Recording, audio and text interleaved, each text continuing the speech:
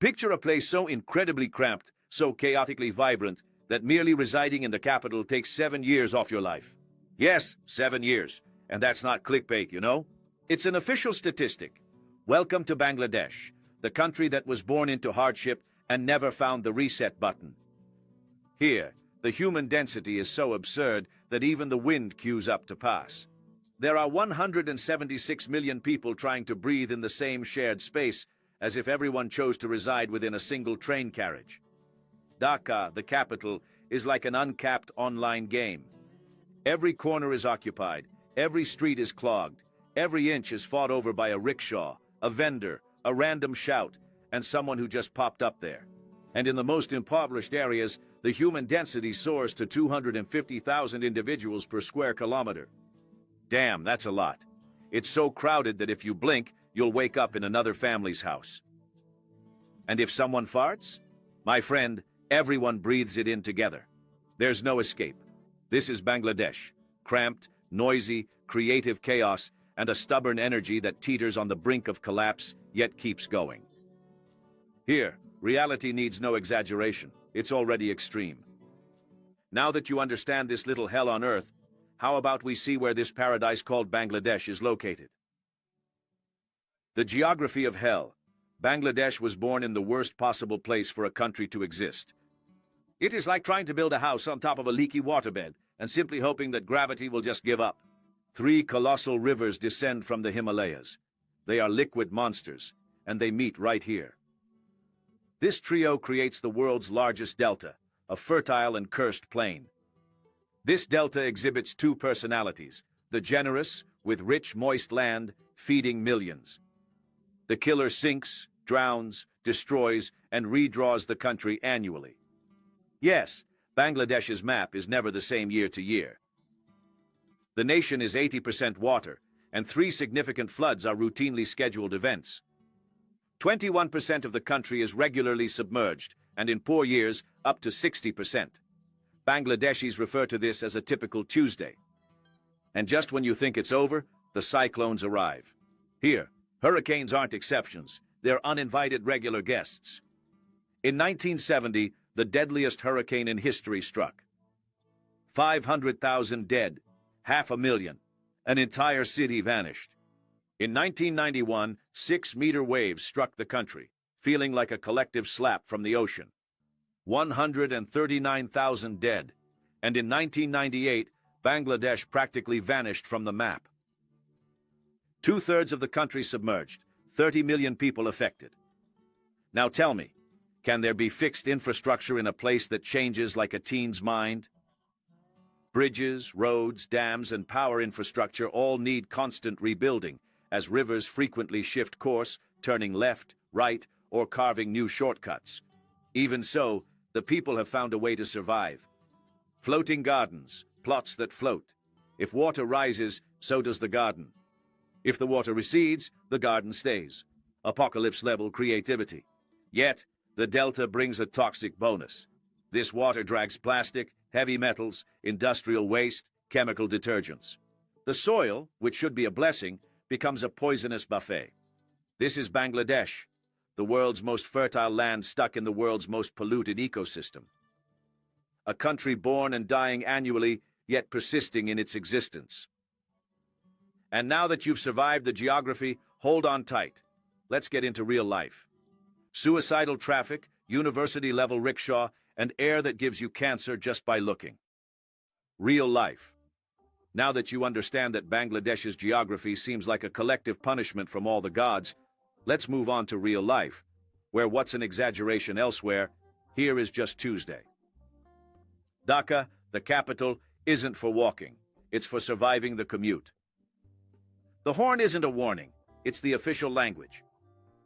No one curses you out in traffic. They simply politely communicate their intent to run you over. Logic? Forget it. Traffic lights barely exist. Signs are a myth. Traffic regulations are found in a manual that no one ever consults. Want to get an idea of the level? A 5-kilometer road can take 2 hours. Not by accident, but by design. Meanwhile, across the rest of the nation, daily power blackouts, constant water shortages, entire villages facing electricity failures, and a capital that adds 700,000 new inhabitants annually, as though the heavens possessed a hidden portal depositing people directly into Dhaka. But the chaos isn't just from people, it's from the trash. Here, trash on the street isn't a problem, it's a tradition. The sewage system, a 1990s version, when will it be functional? 89% of the population is without a proper network. Many neighborhoods depend on a community toilet in the middle of an alley. And there's literally a river that turned into a dump. It was a river before. Today it's a living dump. So much trash that the water vanished. Still, Dhaka keeps its most iconic cultural item. The colorful rickshaws, looking like they were painted by 10 artists in a paint fight. Beautiful, until you see people hanging from buses, atop trains, in windows, on roofs. Mobility here is an action movie without CGI. The train is packed inside, outside, on the roof, in the cracks, and everywhere else that only God can explain. And the best part? To them, it all makes sense. Dhaka functions on its own unique logic. The constant honking is a kind of sonic Wi-Fi. In fact, a red light doesn't mean you should stop. It just means, look before you cross, champion. It's their chaos, a chaos that promises nothing, yet delivers exactly what you expect. And now that you've seen how the country works on the outside, it's time for the cruelest part, the air. Yes, the air, life's most basic need. Breathing in Bangladesh is practically an extreme sport. The invisible enemy. If you thought Bangladesh was a tough country so far, take a deep breath. Actually, don't. Here comes the invisible enemy, the air. Here, breathing isn't automatic, it's a risk contract. Bangladesh is officially the dirtiest and most toxic country in the world. It's not a meme, not sensationalism, not an influencer exaggerating. It's a fact. The capital's air pollution is 15 times beyond WHO's acceptable limit. To translate, one day in Dhaka is like smoking 22 cigarettes, even if you've never touched a Marlboro in your life. And it's not that Instagrammable gray pollution of a big city. What covers Bangladesh isn't fog, it's dust, poison, and heavy metal. You look out and think, wow, beautiful sunrise. No, champ. That's floating arsenic, lead, cadmium, mercury, all flying around, entering your lungs like it's on the daily menu. It's the only place where air has more ingredients than a cheap energy drink. The result? A widespread epidemic of everything: asthma, bronchitis, lung infections, and cancer. More than 200,000 people die each year just because of the air. Another 669,000 crowd the hospitals, looking for clean air that doesn't exist. And it doesn't stop with the air. The food breathes the same poison. Meat sold in the middle of the street, literally covered in toxic dust. Water boils along with chemical particles, and the heat turns the country into a greenhouse for bacteria. But where does so much misery come from? Factories? Yes. Cars? Yes. Chaotic traffic? Clearly. However, the ultimate major culprit is the brick kilns. That's right, bricks. The simplest thing in construction has become a collective chemical weapon. Bangladesh boasts 7,000 brick kilns, fueled by burning coal, wood, plastic, and even old tires. Zero filters, zero control. Everything goes straight into the atmosphere. The kilns are situated right beside the cities, belching out thick black smoke and giving Dhaka the appearance of a post-apocalyptic film around the clock. And it all becomes a sick cycle. Brick dust falls on food, contaminates soil, poisons water, intoxicates plants, and returns to people's tables. It is, quite literally, the chaotic food chain itself. As the toxic cherry on top, you have the textile industry. Zara, H&M, Nike, Adidas. A large part of global fashion is sown here, and the chemical waste goes untreated into the rivers. Foaming water, garish colors, smells that make you rethink your own existence. Breathing here is a war, and it's a war that you just cannot win. At best, you survive. I already know the air kills, but what about the economy? The economy is complicated, because in Bangladesh, sometimes living costs more than dying. This is a disaster economy. If merely breathing in Bangladesh is already an impossible mission, then earning money here is practically a sport of survival. In many countries, labor enhances one's life. In Bangladesh, Working solely keeps you alive to persist in your work. It's a cruel loop. The salaries tell you everything. A doctor, 30 to 40,000 taka. An engineer, 35,000. A teacher, 20,000. Then you see the rickshaw driver enduring 40-degree sun and avoiding killer buses, earning more. This is Bangladesh being Bangladesh. Logic takes a vacation, and the situation worsens when we consider that Dhaka welcomes 700,000 new residents annually.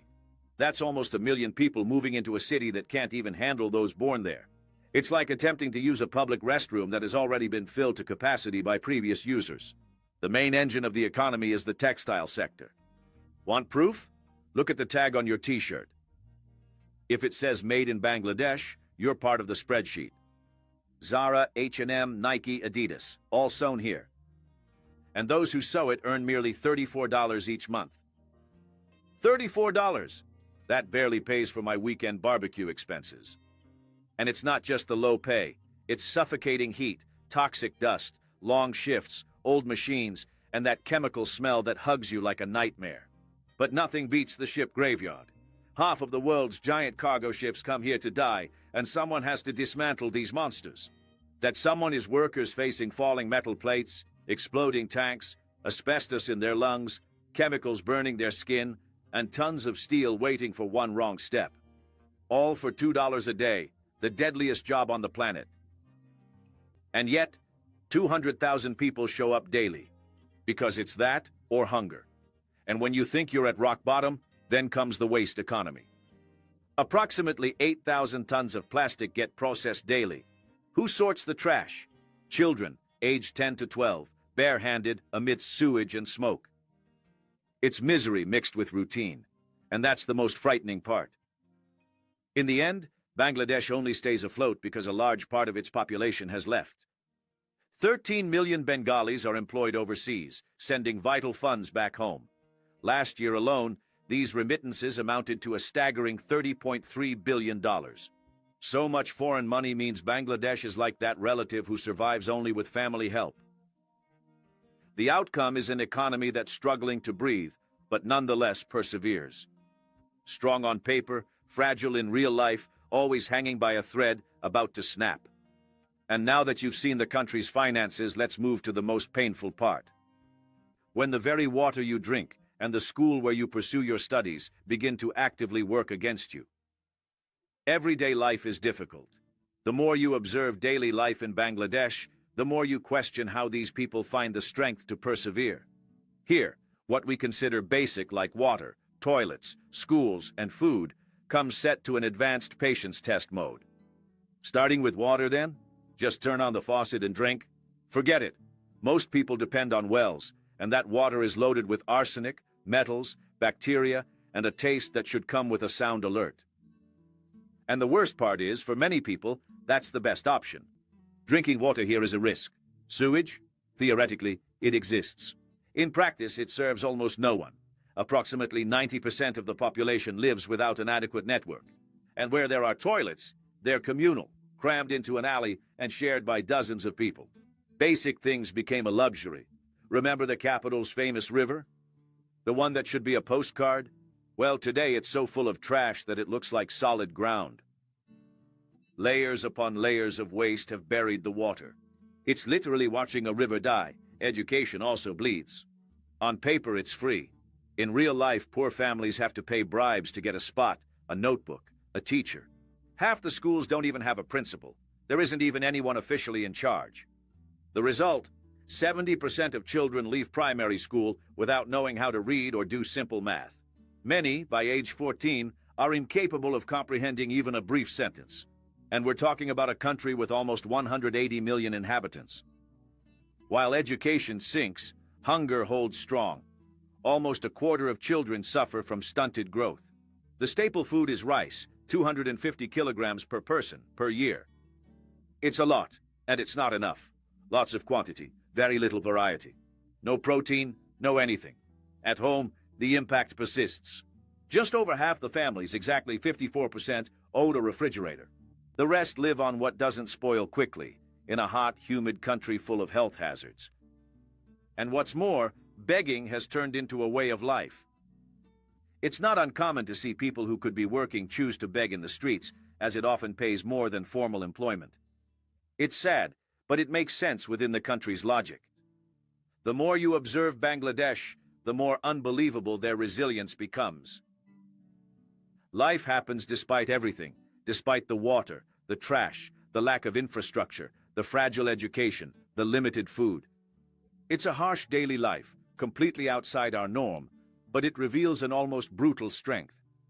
Now that you understand the daily life, let's delve into an even deeper aspect: how culture, customs, and taboos profoundly shape life in Bangladesh, revealing the nation's invisible fractures. Culture, taboos, and social fractures. I've seen confusing countries, I've seen complicated countries, I've seen countries that set trends. But Bangladesh? It's like Bangladesh decided to play on hard mode, unlocking every bizarre rule imaginable, and then acting as if everything was absolutely normal. To begin with, 99% of the population is Bengali. Such homogeneity makes it seem like someone copied and pasted the same face until the map was complete. Nevertheless, the country is fraught with a myriad of cultural, religious, and social conflicts. Because, of course, when everyone is the same, society invents new reasons to fight. Islam is the official religion, but the nation acknowledges Hindu, Buddhist, and Christian holidays. So, rigid in theory, yet flexible in practice, depending on the government's mood. It's the classic you can, but not too much. Now, for social life. Girls, especially in the countryside, live in a parallel world. More than 80% of young women, aged 14 to 20, are unable to even leave their homes unchaperoned. Yes, they cannot simply exist on the street. And if they happen to be seen conversing with boys, boom, scandal, family shame, social tribunal, it's a live medieval soap opera. It's that cultural aspect in Muslim nations where they still insist on treating women as mere objects of reality many European progressives choose to relativize for the sake of their narrative. And then comes the most surreal part: sexuality. Being gay in Bangladesh is as accepted as a hurricane on a picnic day. The word is an insult in traffic, on the street, everywhere. LGBTQIA plus foreigners say it's like traveling back in time, but backwards, or rather, in reverse. This is typical of a country claiming tolerance, yet whose religion is Islam. Just a reminder that New York elected a Muslim, you know? But there's an unexpected exception. The Hijras, a traditional trans community recognized as a third gender since 2013. They have their own vote, registration, progress, right? It only sounds like it. In 2024, Hijras were banned from entering some mosques. It's like saying, you exist, but please don't show up. And then there are the Dalits, about 6.5 million invisible people. They do the hardest, most necessary, and most dangerous work. And they're treated as if they carried a luminous sign. I'm not human enough. It's that inequality that makes you angry and ashamed at the same time. But Bangladesh wouldn't be Bangladesh without a touch of cultural absurdity. Pan, a mix of leaf, lime, nut, and tobacco, which people chew with pride like it's apocalypse chewing gum. The main problem? It causes oral cancer at absurd rates and leaves bright red stains everywhere. The city takes on the appearance of a sponsored zombie movie. Despite this, the Bengali people remain incredibly friendly. They live in utter chaos, surrounded by odd rules and dysfunctional systems. Yet they keep smiling, inviting you to dine, treating foreigners as if they were long-lost family. Then you realize Bangladesh makes no sense to us, yet it holds profound meaning for them. This mix of tradition, resistance, and cultural stubbornness is fascinating yet frustrating. But to understand why all this exists, we need to look at its history. A history of divisions, conquests, wars, independence, and, naturally, more chaos. The country born in chaos. To start, Bangladesh spent almost 2 centuries under British rule. Enough time for 3 generations to be born, live, and die without seeing the country decide a single thing about its own future. The British came, exploited the resources, took everything they could, and when they departed, they left a farewell present. A truly absurd map. In 1947, the British surveyed the area and concluded, "We'll divide this territory, and we'll do it poorly." They then established two Pakistans: West Pakistan, now Pakistan; East Pakistan, which became Bangladesh. One small detail: the two were separated by 1,000 miles of India in between. It's like creating a country with headquarters in Manaus and Buenos Aires and expecting it to work. And as ever, when territory is hastily divided, East Pakistan's Bengalis were deemed second-class citizens. The economy was controlled by the West, politics too, and any attempt by the Bengalis to have a voice was ignored. It was the classic: we're the same country, but you, in the back, stay silent. The situation got worse until it completely deteriorated in 1970, when a natural disaster devastated East Pakistan, and the government in the West simply didn't care at all. The final straw came the following year. The Bengalis won the national election, and West Pakistan decided it would not accept the result. That was it. Light the fuse. East Pakistan declared independence, and one of modern Asia's most traumatic chapters began. The 1971 war was brief yet brutal, marked by massacres, repression, and extreme violence, ranking among the 20th century's most savage conflicts. The war only ended because India stepped in and fully supported the Bengalis. In 13 days, West Pakistan's military collapsed, and Bangladesh was born. But then comes the bitter part. The country gained freedom and inherited a destroyed infrastructure, chronic poverty, a non-existent economy, and a giant colonial past on its back. It was essentially, congrats, you're independent. Here's your flag, along with a complete package of unforeseen problems you certainly never requested. Since 1971, Bangladesh has been striving to emerge from this shadow. Amidst natural disasters, political instability, external exploitation, and internal chaos, the country seeks a balance that never came. And with this recent history fresh in our minds, we now delve into the most pressing and tense scenario: the current political climate that is once again driving Bangladesh to the brink of collapse. The politics of hell. In real life, inequality only grew. Joblessness soared. Frustration became common. Then one day, this pressure cooker exploded. Thousands hit the streets, futureless youth, stifled families, people weary of corruption. And how did the government respond? With bullets, with violence, with chaos. The result? Over 1,400 dead. It's so absurd it sounds like a war statistic, but it was a protest. In the midst of the confusion, Prime Minister Sheikh Hasina simply fled to India. Yes, she fled. She left the country leaderless and directionless with a terrified populace. And as if that weren't enough, there's still the climate time bomb. By the year 2050, approximately 17% of Bangladesh is projected to vanish because of rampant flooding and significant erosion. This implies a staggering 20 million climate refugees, signaling the emergence of the largest global crisis. Today, Bangladesh hangs by a thread, trying to grow while literally trying not to sink.